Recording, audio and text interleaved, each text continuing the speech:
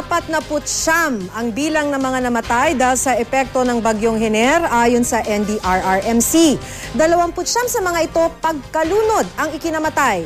Sa Oton, Iloilo, pinaghahanap ngayon ng isang lalaking nahulog sa ilog. Makibalita tayo kay Mark Nuneza ng GMA Iloilo. Manghuli lang sana ng isda si Arlie Castillon ng aksidenteng mahulog sa ilog sa barangay Lambuya, Oton, Iloilo. Ayon sa ilang saksi, sinubukan nilang iligtas si Castillon pero napakalakas daw ng agos sa ilog dahil sa pag-ulan nitong Sabado ng gabi. Ito nga, sa tiga kapakapas, hindi na saka, Hanggang ngayon, hindi pa nakikita ang biktima. Hirap ang rescuers na lumangoy sa ilog dahil sa lakas ng agos.